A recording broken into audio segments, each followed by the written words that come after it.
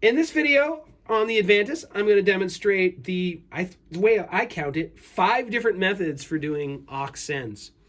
So I've got an aux send over here. This is actually, these 6 are all aux sends. I'm going to select, the plate send. How do I send faders, which I've got on the left side of the console, inputs, to this aux send? Well, sends on fader is always waiting for you. If you press the mix button here for that send, I'm now in sends on fader, and whatever I make a mix here, these faders, these levels are feeding that aux send. So it sends on fader. So if I were to change to another mix, all the faders are going to change, and I, of course, could make a different set of, that would be feeding mix 2, and this is feeding mix 1. Of course, in this demo, I'm showing you reverbs and effects, but this same method would apply to monitor mixes sends on fader. Now, I'll turn that down, go back to, you can see the mix. There is a subset, or what I call the second way to do aux sends on this console. If you press that sends knob there, the faders go back to being the normal faders feeding the stereo bus or the main bus or whatever you have set up. But the knobs up here are now the sends on faders or sends on knobs. That's what this really is sends on knobs. These are the send level going off to that send that I have put into sends on knobs. And it does show you on the screen there the level, and in fact it tells you what is going on. It tells you what send you're on and all that. So this is sends on knobs. All right, I'm going to clear out of that. In fact, I'm going to leave that mix for a moment. I'm going to turn my faders back down and go out of that mix. Okay, the third way to do aux sends is you actually do it channel specific. For example, I take this first input on the console here and I press its mix knob.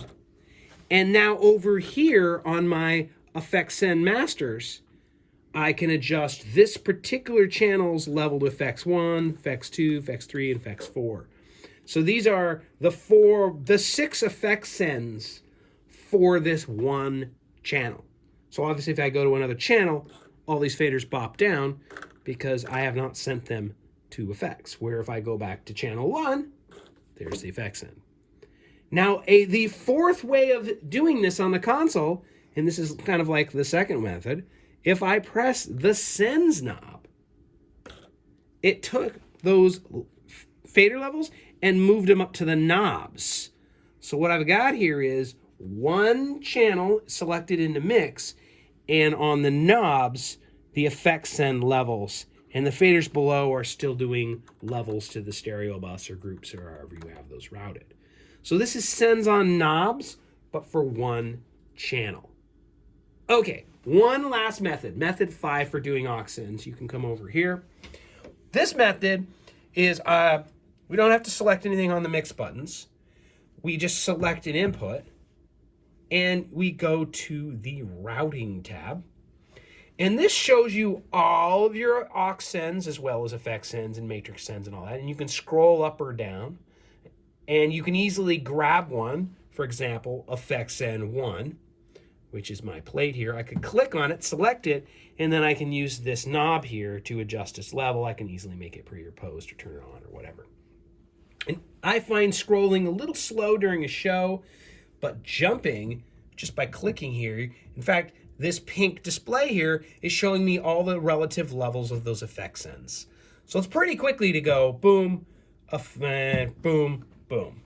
So this method lets you see all the effect sends and other sends for that particular channel without ever touching faders or knobs. Thank you.